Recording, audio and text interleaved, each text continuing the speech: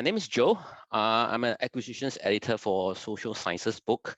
I am based in the CUP Singapore office, but I cover the East Asia and Southeast Asia region.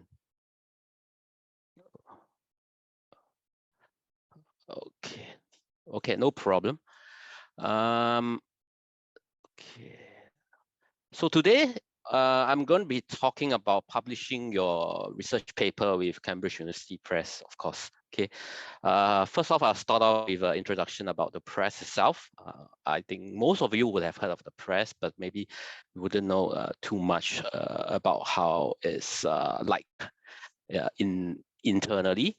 So after that, I will talk about how to go about selecting a journal and also preparing and writing a manuscript for submission. Thereafter, of course, we'll talk about the most dreaded topic, peer review.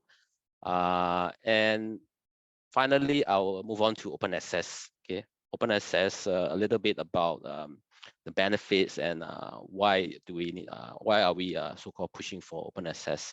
And lastly, the last topic of the day will be publishing with us under the transformative agreement that was signed with your university. Okay, and towards the end, we should have about 15 to 20 minutes for question and answers. Of course, now we just need to do a bit of housekeeping. Okay, please do turn off your mics until the end so that I don't get a bit distracted by any questions. If you have any questions during the this webinar itself, feel free to enter them in the chat, and I will go through them one by one.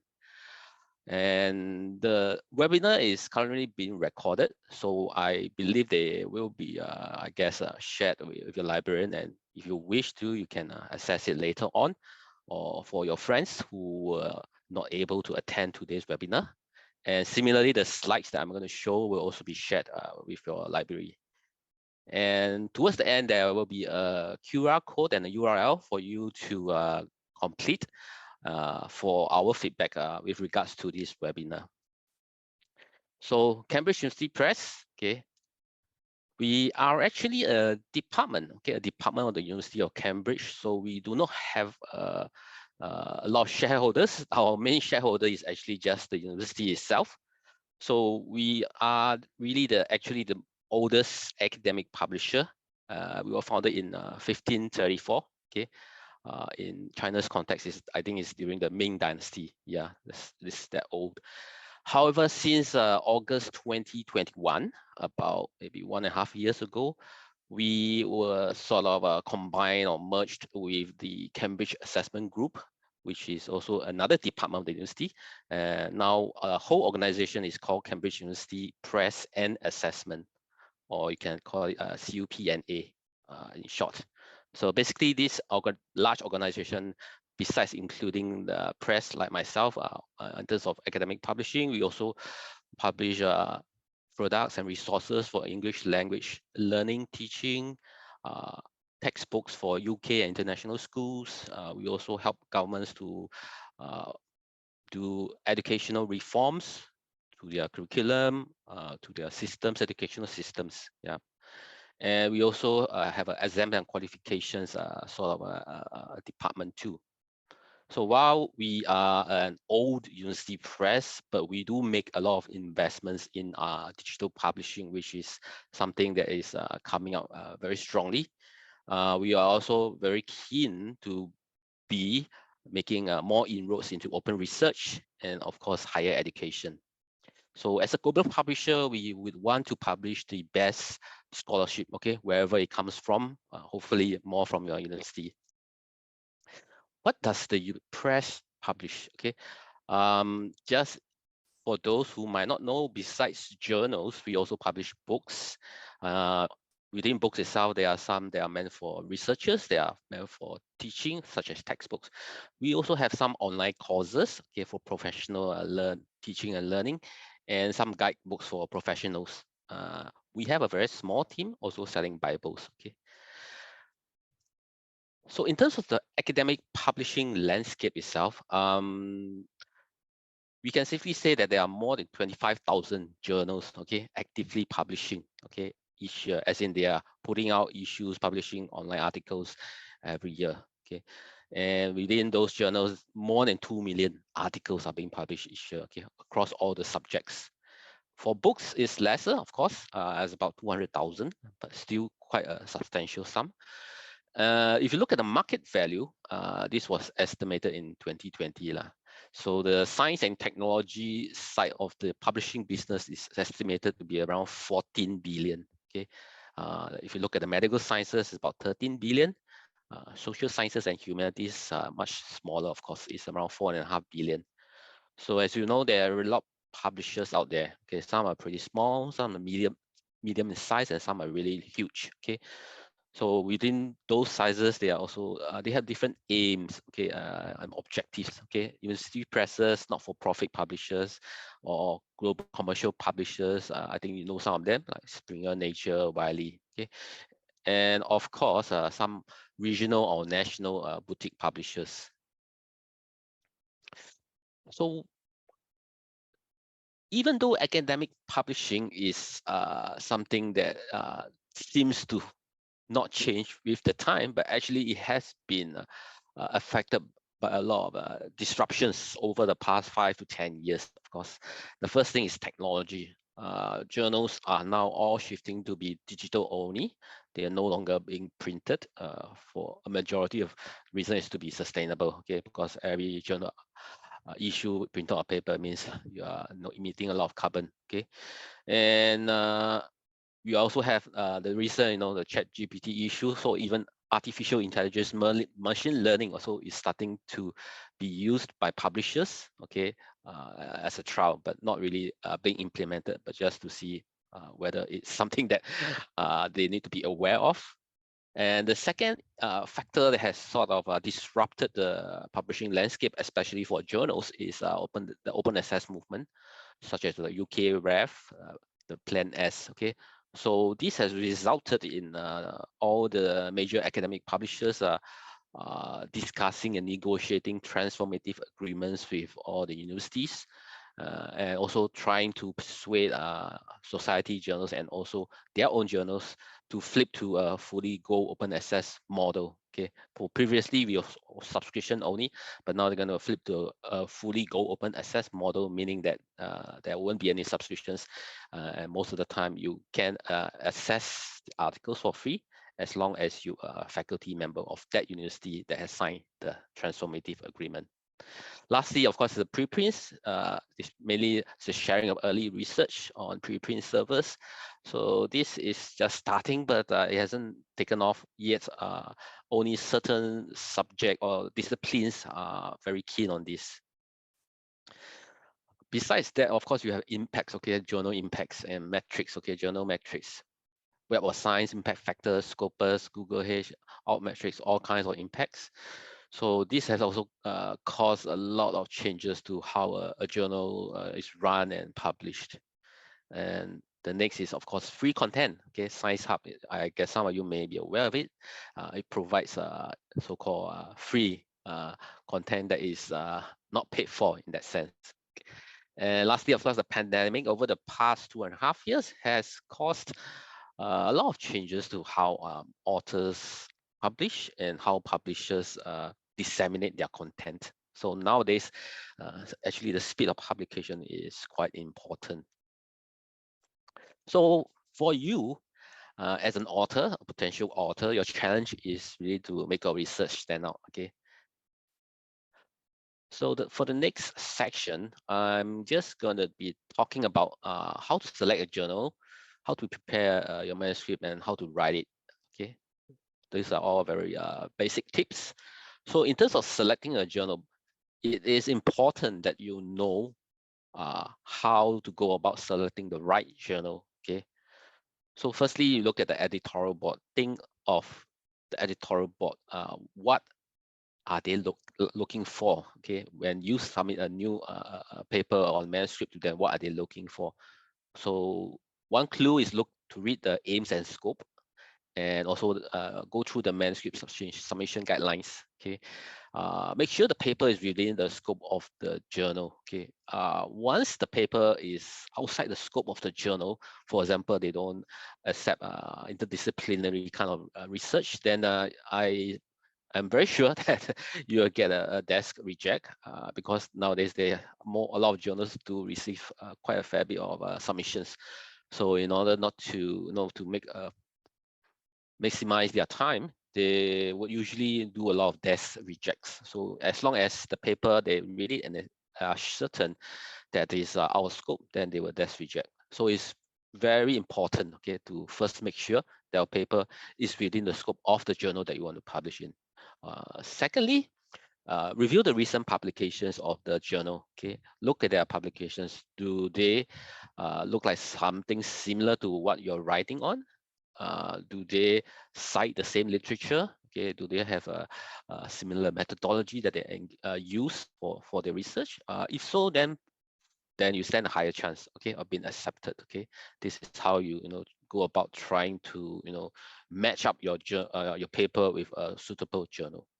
Thirdly, you can look at the key topics that the journal covers and the style of the coverage. Okay, do you think your paper is on par and related to others in the journal itself?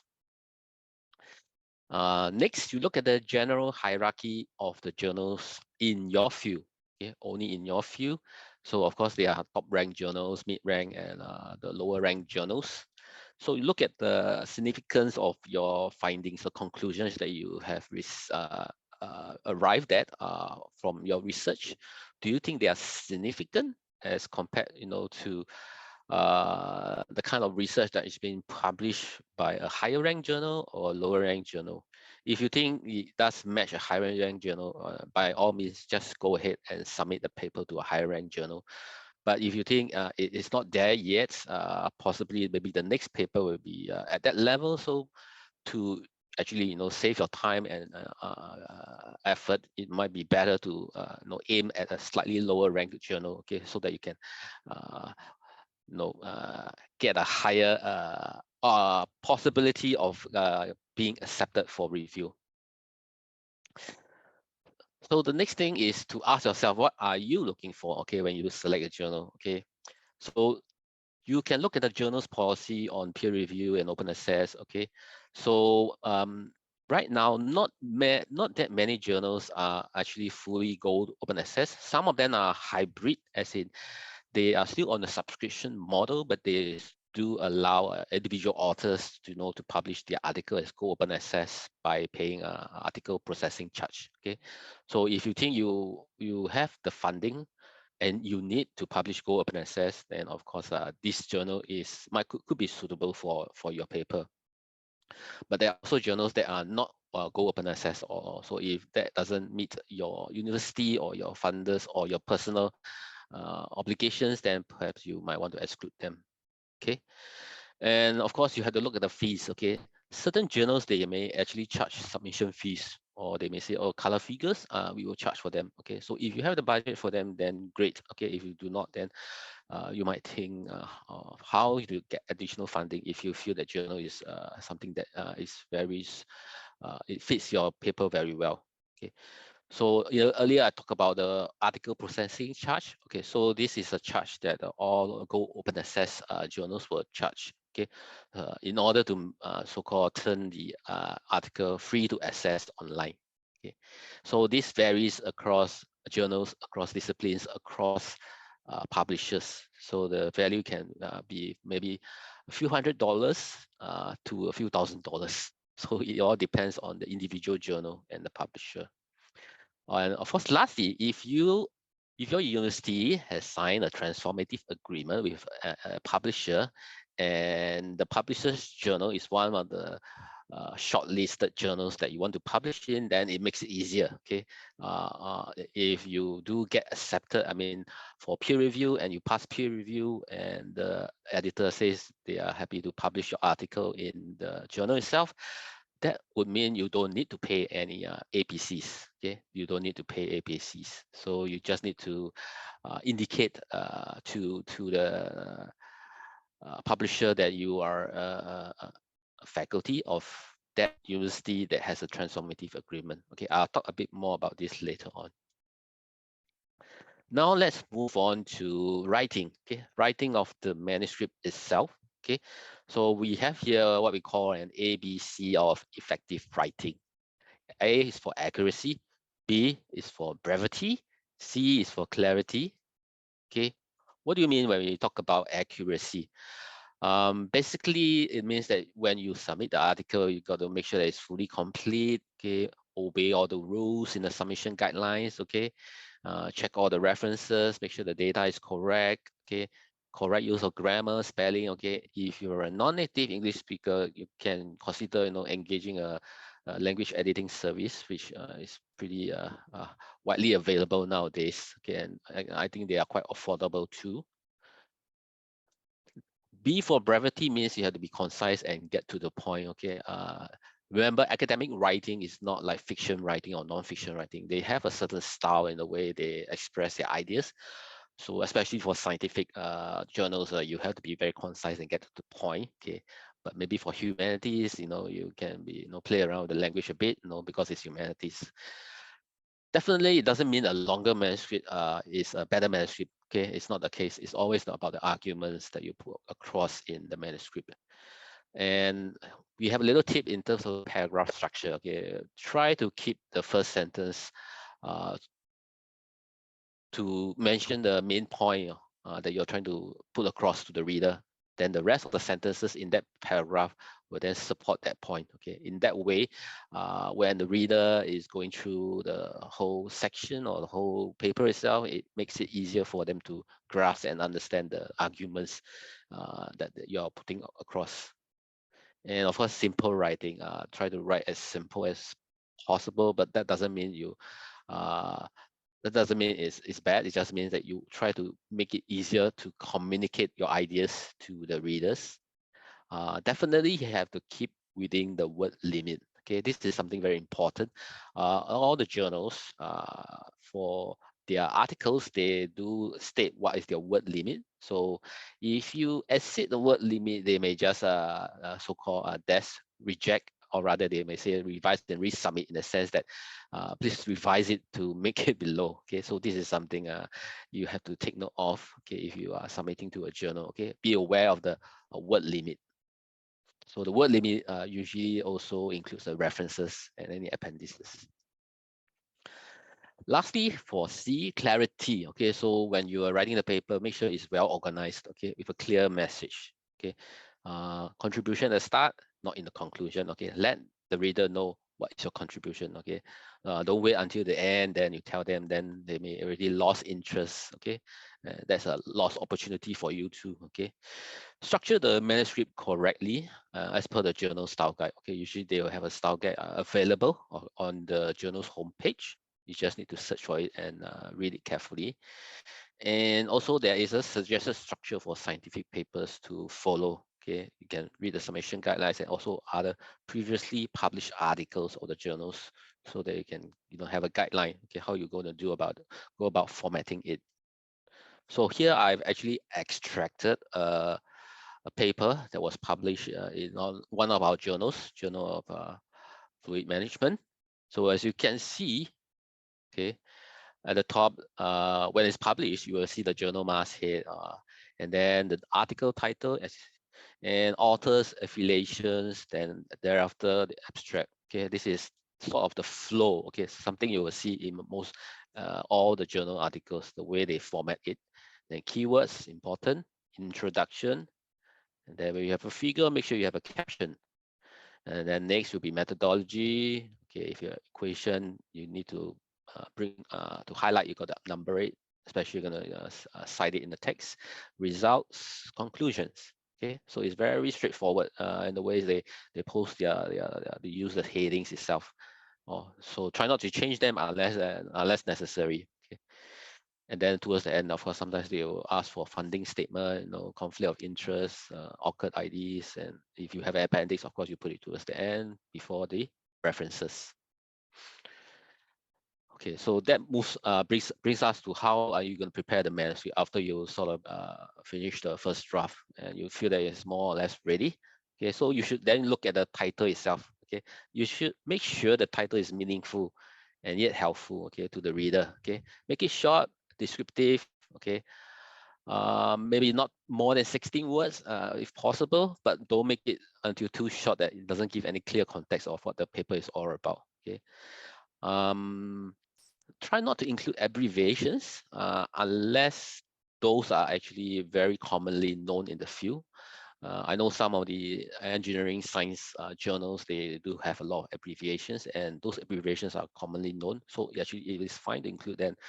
But for other journals, for other subject disciplines, for example, if you create your own abbreviation, maybe you shouldn't include that in the title yet, until it's fairly well known. People have started citing it, then maybe in the next paper, then can use it, because most people will know what the abbreviation stands for. And abstract, okay, the abstract should be clear and informative. Okay, all the journal articles will actually require an abstract. They will ask you to submit an abstract. Okay, so basically it's just to summarize, okay, a sort of a short summary of the individual sections of the article itself. Okay, typically I think there's also a word count limit, but it varies across disciplines and journals. And then keywords, of course, keywords. So sometimes some journals will ask for a lot of keywords, some they will ask for just 2 to 3 or even 4 keywords. Okay, so the main role of the keywords is to allow other readers, other users to find, okay, and locate your paper when they enter a search term, when they're doing search literature reviews, literature searching, okay, on any of the databases. Okay, so if they match up, if the term that they use match up against your keywords, then you will know it means that your paper may appear in the first page, second page of the results. Okay, so this is why it's important to include the right keywords, okay, to attract the right readers. Okay? If you put in the right keywords, then the possibility of getting a higher readership is also higher. So have to think about what is the ideal reader. Okay, who is the right person or scholar or researcher who would want to read your paper. Okay, then you think about what kind of words they would use to search for it. Okay, search for such research. So yeah, this is something important nowadays, especially when everything is done online. Okay, researching is all done online. So it's no longer on paper. Okay, as compared to the past. And of course, some journals, they will just give you a list of keywords to select from. Okay, those are much easier. And in terms of the figures, the tables, supplementary materials, okay, make sure all the figure captions, you provide them, okay, clearly. But if you are reproducing the figure from another publication, whether it's online or in print, please do get permission first, okay? Because clear permission, because copyright is very important for us publishers. We need to ensure that there's a permission for you to reuse it in your paper. But if that figure, for example, a chart is created by yourself, then you don't need to actually get any permissions. For the tables to remember, number them sequentially, okay, so that when you cite them in the text itself, you won't get confused. Okay, that table, the table below, the table above, so which table is it, especially if there are a lot of tables in your paper. If you have some purely technical material or data you want to include in the paper, you can include them in the supplementary materials section. Okay, so typically the supplementary materials are not peer review, but some are peer review. It depends on the journal. Okay, so this is something you need to be aware of. Okay, so the reason why we have supplementary material is just to add on to support the research that you have done in your paper, but we don't want to disrupt the flow of the paper, the way you write it. So that is easier to read. So that's the reason why you have supplementary materials. Okay. Okay, so yep. Then the last thing is, after you're gone through all the checks, of the paper itself, the language, the parts of the paper, the headings, all of them, you may need to prepare a cover letter. Okay, so this one, it depends. Sometimes it could be just a cover email, in the sense that you just write an email and then enter it into the submission system. So typically, we would suggest that you try to structure it in this manner, okay, to make it a bit more organized. So the first section, you just let the editor-in-chief know, okay, what's the name of the manuscript, what type of manuscript is it? Is it a research article or is it a rapid communications? You know, what type of article are you hoping to publish it as? Let them know the rationale of the paper, of writing a paper and doing the research, and what are the major findings. Okay, so not all the findings, just the major findings from the research itself. Okay, then after that, in the next section, you explain why is it a good fit for the journal by addressing the aims and scope of the journal. Okay, basically just trying to convince the editor-in-chief that, oh, my paper is within scope of your journal, and it meets the aims of the journal. The kind of methodology used in the paper, also something that a lot of the journal authors uses. Okay, so it is a perfect match in that sense. Of course, if you wish, you can also link it to other articles by saying, oh, I have cited this article in the journal which does this, but my paper does that. Okay, or that article that was recently published proposed this method, but I have a better method. Okay, after I go through additional research on that method itself. And of course, towards the closing part, you just let them know that the manuscript is original. Okay, original in the sense it has not been published anywhere else before. Okay, and it's not under consideration by any other journal. Okay, for journal publishing, it has to be an exclusive submission. So it's one journal at a time. Okay, you have to submit to a journal and wait for the journal to say whether they are going to peer review it. If they say no, then you can go on to the next journal. Okay, on your list. You should not send the same paper to maybe 3 or 4 and hope that one of them will say yes. Okay, so this will cause a bit of confusion for them, and they may even decide all of them may decide to bar you from submission maybe for a year. Okay, because it's causing a lot of issues over at the back end, especially if your paper is started to be peer reviewed by 2 journals at the same time, and it could happen that the both journals also approach the same reviewers, and then the secret will be out that you have done a non-exclusive submission. Okay, then you will get into trouble. It means it's not ethical lah. It's not ethical to do that. Okay, now we will move on to this very important topic called peer review. Okay, why do we peer review? What are the models of peer review? What about the stages of the review and the outcomes? Of course, that's the most important part. And how should you respond to the comments and also possible rejection? So why peer review? Okay, so basically it's just to allow your research, okay, to be evaluated, evaluated, commented upon by independent experts in the same field as you. The aim is just to ensure the article is sound and accurate, to get some constructive feedback. And if they find any errors, they will also let you know. And of course, it's to just start a discussion about the paper itself. Okay. Some journals, they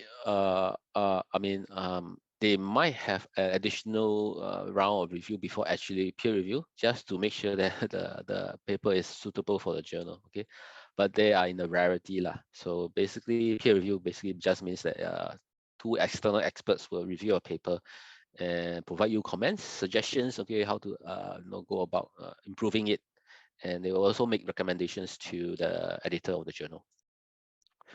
In terms of the models, there are actually 2 main models, okay? Single blind and double blind, okay? So the other third model is fairly new. I'll talk about it in a while. It's called open peer review. For single blind, it means that the author doesn't know who is the reviewer. Double blind means both sides don't know each other's identity, okay? So accordingly, science journals prefer single blind, double blind. Double blind is preferred by humanities and social sciences. Okay, so but it does vary a bit lah. Certain journals may prefer double blind, certain journals may prefer single blind. Okay, so it's not a hard and fast rule that all science journals only use single blind. Okay, Open peer review basically means that the both the author and the reviewer know each other's identity lah, so they cannot hide behind the anonymity. They cannot be anonymous to each other. Okay, so there is a very small minority of journals that are using such a model. I'm not sure whether it's going to get more popular with this open research so-called movement, but we'll just see how it goes. There is also one hybrid of the open peer review, which is called post-publication peer review. So that one is a bit different in the sense that the journal article after it's been submitted to editor-in-chief of the journal, the editor-in-chief thinks it meets the scope, okay, and aims and the quality is good enough. The English language is understandable, it meets the minimum quality standards of the journal.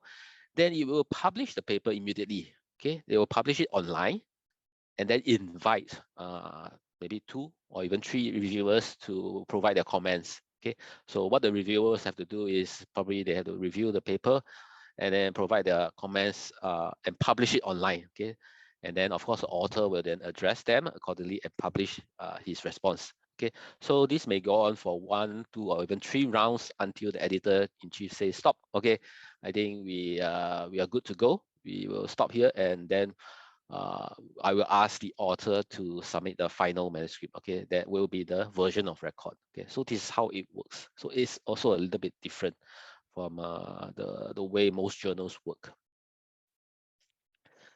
In terms of the editorial review stages, okay, so there are actually only 2 review stages: desk review and external peer review. Okay, desk review happens when you as an author submits the paper to the editor-in-chief of the journal. So editor-in-chief will look and read. Okay, is it within scope?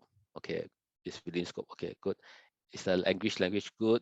Can I understand what they are writing about? Okay, good. No grammatical mistakes, no spelling typos. Okay, good. Everything is there. Okay, yes. Then they'll proceed to peer review. Okay, so it's just a preliminary check, okay, of the paper itself. It doesn't go very in depth. Okay, the in depth part is done by the external peer review. Okay, acceptance rate for desk review can vary a lot according to discipline. Okay, so if the discipline is very journal centric, for example, sciences or the medicine, biological sciences, okay, that would mean that the higher ranked journals will have a very low acceptance rate because a lot of people are submitting, papers. But of course, they do have a sort of a limit to the number of papers they can publish every year.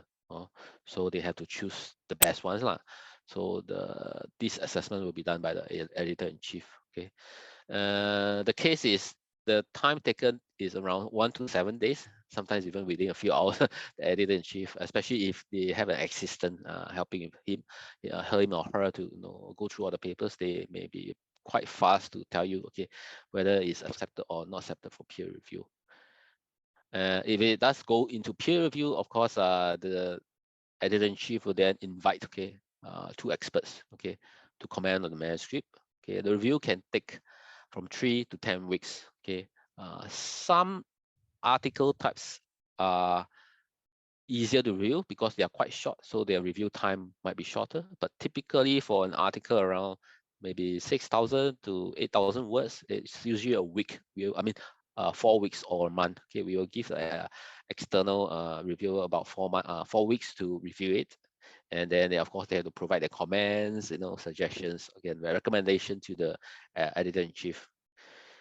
And after the editor-in-chief gets the 2 reports, then they have to make a decision. Okay, the outcome of the decision will then be communicated to the author. So here is the very simplified workflow, okay, of how it works. Okay, so submit to the journal, EIC screen it, yes or no.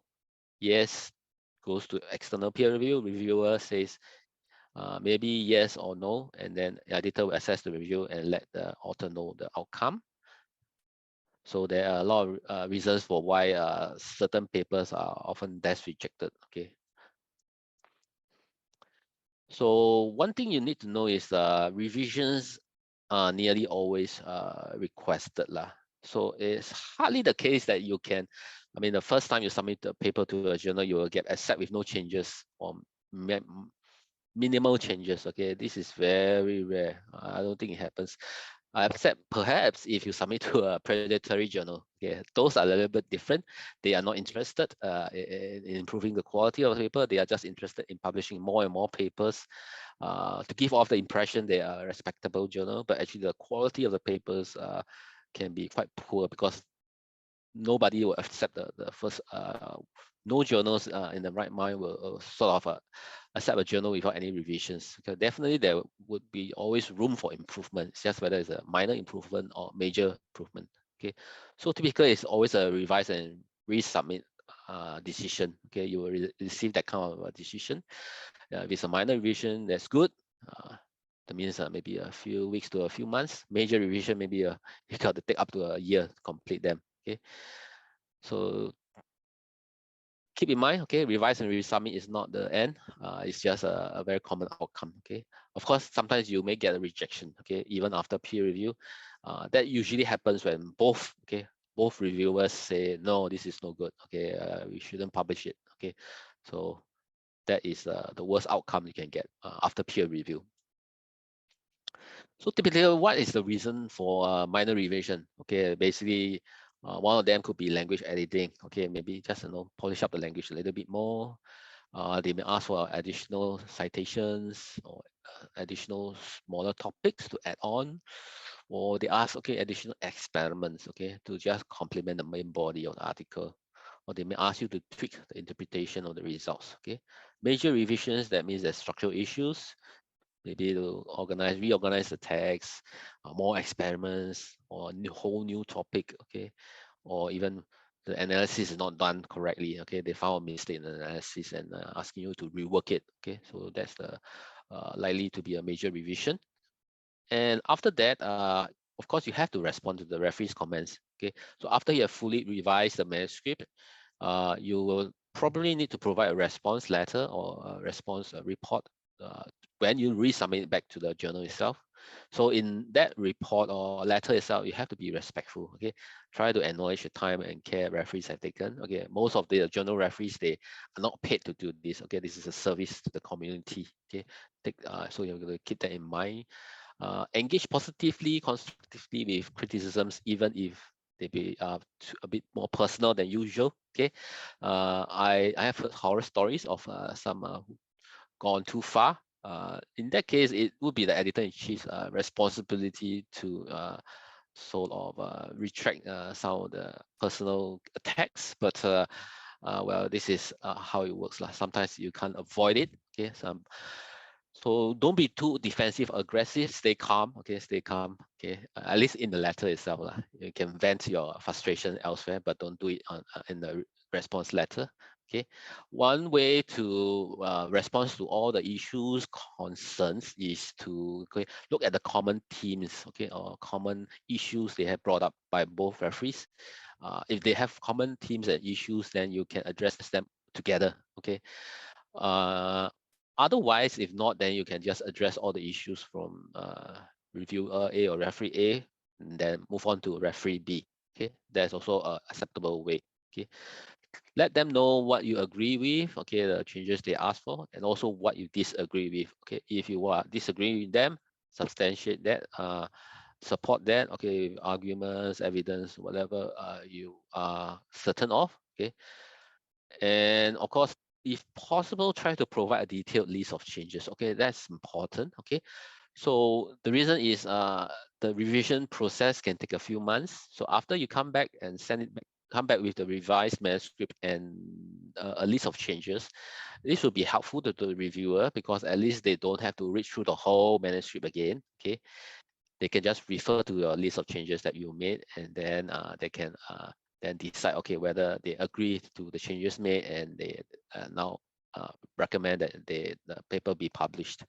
Because if you do not include the detailed list of changes that you have made or not made, the likelihood that after they read the paper a few months later, they might find new issues to pick on, and that would mean that another round of revise and resubmit. Okay, so this providing a detailed list of changes would be helpful, okay, to reduce the possibility of that happening. Of course, I'm not saying that the reviewers will not read through the whole paper again. Okay, some reviewers are very meticulous. They do go through it again, but at least with a detailed list of changes, it will be easier. Okay, easier for you to minimize that possibility of happening. So if it does happen that your paper was rejected after peer review, don't get too angry or sad. Just take it as an opportunity to improve your paper. Okay? I think as far as I know, even all the senior scholars or even those who have a great reputation, most of them would have had their papers rejected at least once. Okay, either at desk review or peer review. Okay, so don't be worried. Just take it as an opportunity, read through the report and also of the editor-in-chief's letter, okay, see how you can actually improve the paper, and also try to find out why was it rejected. Is it because of the journal scope? Okay, that usually means it's as reject. Or is it due to flaws in the writing? Something that the way you write, they can't really understand the argument, or are there other fundamental issues? Okay, you got to address it. Okay, maybe you have to do a little bit of more experiments, more analysis, or use a different method, to show the relevance of your research. All right, so that's it for the peer review section of this webinar. Now I will move on to open access. So here's a definition of open access. Okay, this is from the Budapest Open Access Initiative. Okay, so the key thing about open access means it's freely available on the public internet. So anybody can access it, can download it, copy it, distribute it, read it, okay, or even link to it. So it also allows so-called the web spiders, this software, to crawl through all the articles to do indexing and text and data mining. And then the way it is structured, it allows the data to be passed on to other software or databases, and it can be used for any lawful purpose without financial, legal, or technical barriers. Okay. So what about the benefits? Why should we publish open access? Okay, so personal benefits to you as an author is, of course, definitely increase visibility of publications.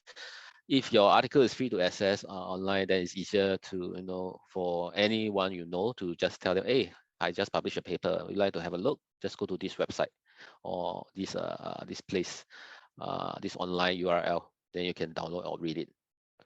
Secondly, more citations and downloads than subscription articles. Okay, that is for sure, because subscription articles would mean that only those universities who have the budget to subscribe to that journal will make access available to their faculty. But otherwise, if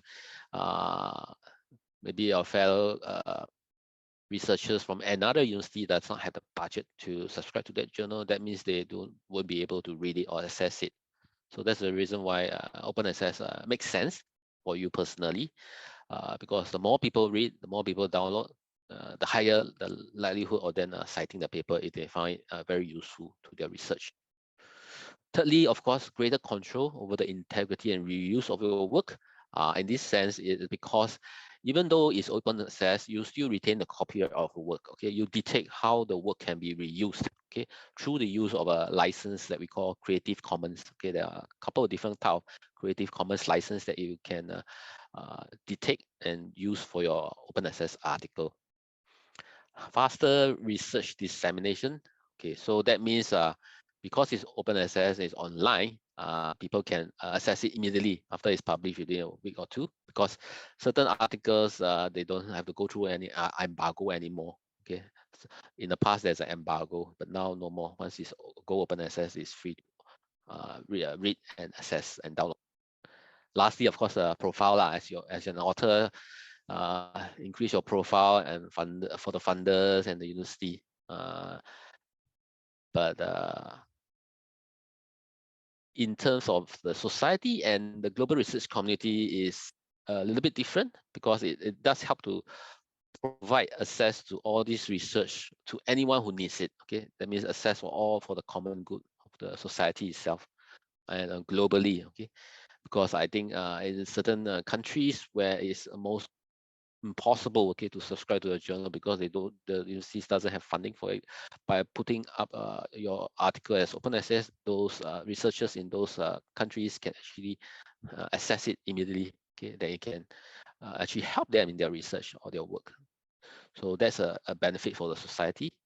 Also minimize research duplication. Okay, so in the sense that if people know you have published this research online, they don't need to second guess, hey, have this research been published before? But I don't have access to that journal, the subscription journal, so I wouldn't know. So maybe I can try. But now that it's online, people will know. Okay, so you would try not to duplicate the same research that has already been published. Okay, and lastly, of course, accelerate research and innovation eventually. So that's the benefits. Within Cambridge itself, we are also embracing open access and open research. So far, we've signed more than 100 PAs with about 1,000 institutes or universities in 30 countries. Okay, that actually covers nearly 50% of our journal research authors. And of course, we publish 450 journals in social sciences, and humanities. So far, among all these journals, 68 is fully go open access. Okay, 300 plus are still in hybrid. Okay, that means they are actually still sort of a paid wall. They have a pay wall, but they also allow go open access articles to be published as long as you pay the article processing charge. Okay. So today, okay, in terms of books, we also have published around 310, okay, research books, but it's mostly in the humanities and social sciences. And we have also started to publish more new concept open access journals. Okay, so these are new concept open access journals. We call them prisms, flow, experimental results, research directions. So I've included the URL. Okay, if you want, you can visit the websites to find out more. Okay, so we do aim to convert all of our journals to open access by end 2025, which is quite ambitious, but we will see whether that happens. So this year itself, here are the 7 journals that have been flipped to go open access, fully go open access. And I have some resources, videos actually, for you to look, view if you need to. So how about the transformative agreement that is signed with your university, with Cambridge? So which are the journals? How can you be eligible? Okay. So for University of Macau, I think we have a transformative agreement signed for 2023. So if you are a current faculty, and I assume that would also include postdocs, you can publish at no additional cost in all our not all, in all some of our Go and hybrid journals. Okay, so you need to find out which are the journals you can publish in. The list is here. Okay, so it's around 389. So do note that the new concept journals are excluded from the transformative agreement. So it's basically the ones that are already in publication for a while. Okay. So as a faculty, you can also enjoy access at the same time to all our journals content. How do you know if you're eligible? Okay, so you must be a corresponding author of the article. Okay, so if you're the corresponding author of the article, then you fall under one of the requirements. The article has to be original research lah. Can be a research article, rapid comms, review articles, brief reports, case reports. Okay, and it has to be accepted for publication in the journal that is covered by the agreement. As I said in the previous slide. And it has to be accepted for publication from 1st January, okay, 1st January 2023, okay. Do be aware, books are not covered, okay, not covered under the transformative agreement. This TA is only for journals. If you have any further queries, of course, you can contact a librarian. So the procedure is simple. Just submit the research using your institutional affiliation, preferably using ORCID, because from ORCID we can tell your institution which institution you're affiliated to. Okay, the authors, you need to check, okay, if you have any funder or institutional mandates lah. Okay, they may say, oh, you have to use the CCBY license. Okay, they're actually CCBY SA, CCBY, NC, CCBY, NC, ND, CCBY, a lot of different so-called Creative Commons license, but the most I would say liberal or relaxed one is CCBY, in the sense that anybody who wishes to reuse an article that is published under the CCBY license can do so, as long as they remember to cite the source. Okay, that means you as author. Okay, so that means they can turn it into a different language, or they can turn it into a play, or things like that. So CCBY is the most commonly used license by journals. So once it's accepted, okay, once the editor-in-chief has accepted your paper, you just choose the Go Open Access option, okay, in your author publishing agreement, and then select the right CC license.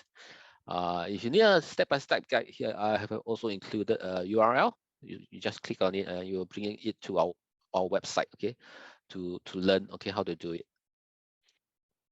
So now I just want to introduce a little bit more about some of the journals that we publish, and also these journals that have been so-called successfully published by your faculty. Okay, so within the maths and science, engineering, and the medicine faculty, there's about 5 articles. Okay, so these are the journals. So these publications are around for the last 5 years lah.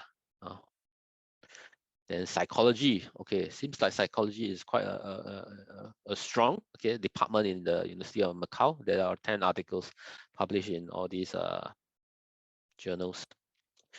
History and area studies too, okay, pretty strong, 11 articles in all these journals. And then we will have humanities, language and linguistics, not bad, 9 articles, okay. And finally, social sciences, okay, not that much, okay. Yeah. So in terms of engineering journals, I've just listed that here. What are the engineering journals? Okay, because the reason why I focus on engineering is because I am aware that University of Macao is trying to drive more research and innovation in a few areas. Okay, or to meet the so-called the national research plan itself. So basically, these are the engineering journals that we have. Medicine journals, the first half and the second half, and then of course computer science, okay, AI, robotics, things like that, okay. And that comes to the end of my webinar, okay. So we will now have the Q&A. Feel free to ask questions. I think you can put it in the chat box. I think there's also a Q&A. Yeah, there's a Q&A. Yeah. Q&A answer, Q&A section. Yep. Feel free to ask me any questions, even anything that's related to press, or in terms of journals too.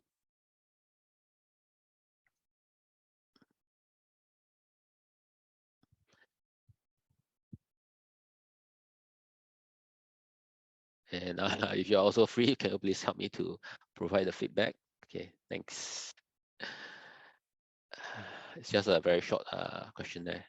And also we have some author services, okay, language editing, okay, so we can find out more later on when I share the slides with your library.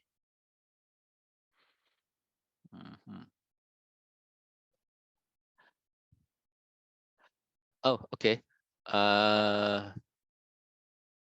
One of you have asked about the procedure to publish a book. Okay, so a book is quite similar in terms of the editorial review. I wouldn't say it's quite similar. It's instruction-wise, it's a bit similar. So firstly, you have to determine which subject area or which subject discipline the book is written in. Okay, then approach the subject commissioning editor. Okay, and then they will discuss with you, okay, to maybe if they feel that this is the book they are interested in publishing, then they will ask you to submit a proposal.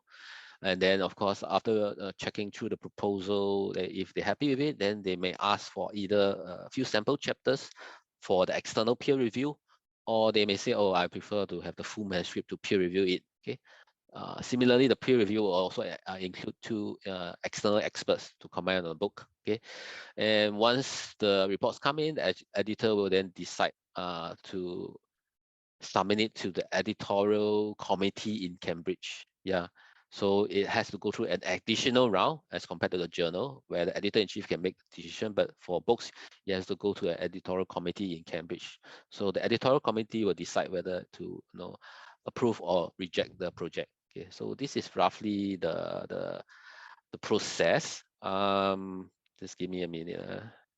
Let me see if I can just send you the there's an author hub. Okay, let me.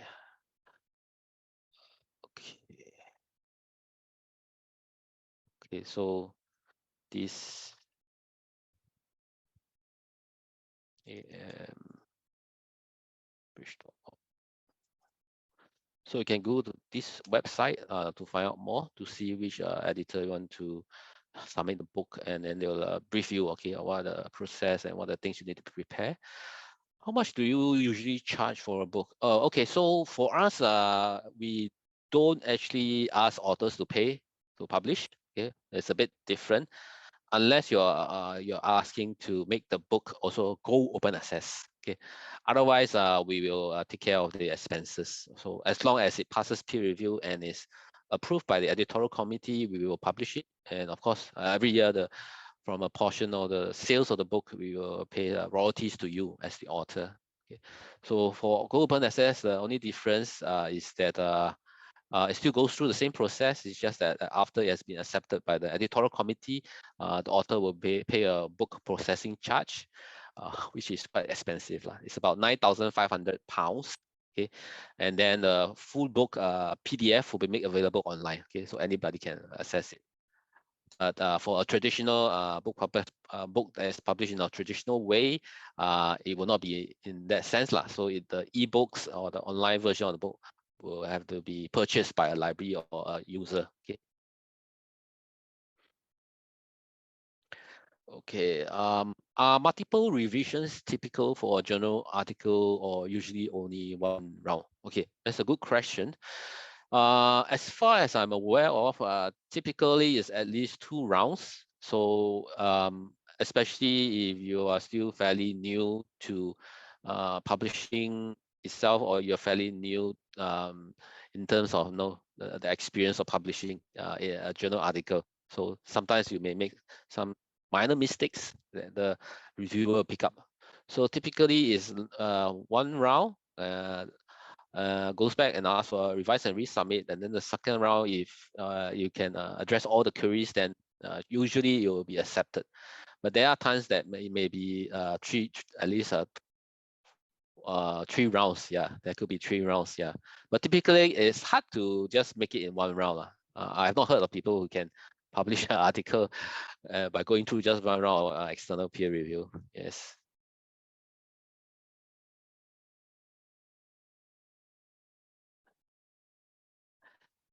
Okay. Okay, that's one Q&A here. Monica. Okay. Monica is asking, as a postgraduate student, can I just submit an abstract without full paper to the editor first to see if the article suits the scope or topic of a specific journal? I think the answer is no, not really. Yeah. Typically they will, they will just ignore you because as I said, they do submit. I mean, they do receive a lot of submissions every day. So if you're just testing out waters, does it work? If they are very kind, they might just reply, and maybe they might advise you. Okay, especially if you have met them before. Okay, in that case, you don't even need to go through the so-called formal channel of manuscript submission. Okay, for example, one of the associate editors or editors of the journal at a conference. Okay, so you have a connection there, so you can just send it to them and ask, okay, what do you think of this paper I'm planning to write? This is my extract, and then they will definitely they'll let you know. Okay, yeah, I think it might fit the scope, so you might just continue to write the paper. But if they feel it's not suitable, I'm pretty sure they will also tell you it's not suitable. So don't really need to submit to the to the so-called the formal submission process. Just contact maybe even the editorial board members will also work, okay, because they are also usually when a person has been appointed to be an editorial board member, it means they have published before in the article before, so they are quite aware of the requirements and standards, so they can advise you. So I guess now if you have the funding to go for a conference, whether even it's a regional one, it's good to meet up with the editors, of the journal that you want to publish in, so that they can give you advice either on the spot or through emails. Okay, so I have another question. How to choose a journal when I'm from one subject discipline and I'm writing it on another? Okay, oh, that's a tough one. That would mean that you have less choices. Yes, less choices. You may have to look for journals that are more broader in scope, in terms of accepting interdisciplinary or multidisciplinary kind of research. Okay, so how to go about searching for that? I don't think I can advise you, because it's so wide. It's hard to say. But you can just try searching if the major publishers are like Springer Nature or Wiley, or the big publishers lah, Taylor and Francis. Usually they may have one or two journals that might fit your correct criteria, okay, in terms of writing in a different subject area itself. Yeah. Okay. Anyone have any more questions? Okay, so Professor Man, I think you can get in touch with me. I will advise you. How can I do that? Oh, yeah. Anyway, I'll just leave my email here. Okay, I'll leave my email in the webinar chat. You can just email me and I'll advise you whether it's something that we will publish. Yep.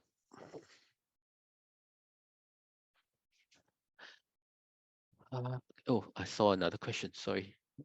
You from okay, paper and education there. I see what you mean. Okay.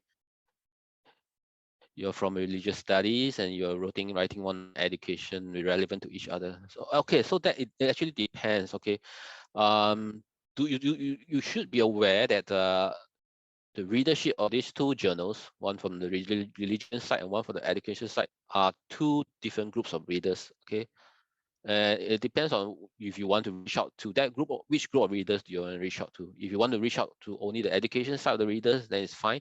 But they might not be familiar with what you're writing in, especially the editor-in-chief of the journal itself.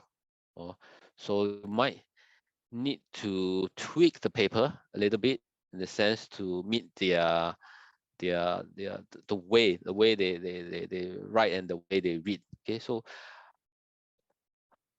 I think it's not easy. That's definitely quite challenging. Yeah, but you can try searching. Yeah, but I think it will be tough. It will be quite tough. Yeah.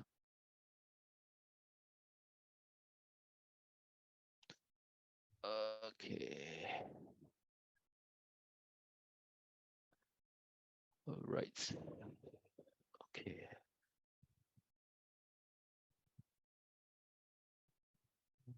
Any other questions?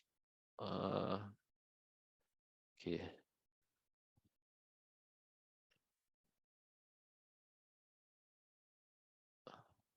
Okay. Good luck. Good luck. Okay. Prakriti. Good luck. It's tough, but if you want to go for it, just go for it. Yeah. One clue is try to include a little bit more of the literature from the education side, okay, so that they have some familiarity. Okay, of course, also include those from the religious side. A good mix of them, so that makes it easier. Yeah.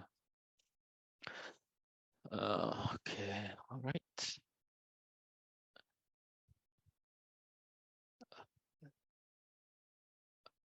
Let me look at the time. Okay, it's now 4:09. Okay, last opportunity. Anybody got any more questions? If not, I will have to end it now. And as usual, please help me to fill in the survey form, and I will share the slides and probably the video, with your library. Okay, so I've not touched on predatory journals or the Creative Commons license because they are a bit technical and it can be quite long. But just do be aware they are all targeting all early career scholars like some of you. So just be careful. Try not to publish in a predatory open access journal if possible. Somebody asked, can MA students publish papers? Unlikely, unless you can partner, you get a co-author. Okay, if you can find a co-author willing to publish you, but it's quite unlikely. Okay, you definitely have to be a PhD or candidate to get a so-called minimum requirement for the journals itself. Okay, done. Okay, thank you everybody. Thanks so much for your time. All the best in your research and career. Okay, thanks for your time, everybody. All the best. I hope you get published in a good paper, in a good journal, and you find a good job, a career job, a good job in your academic career itself. And have a good evening. Thank you, everybody. I will be logging off now. Thanks.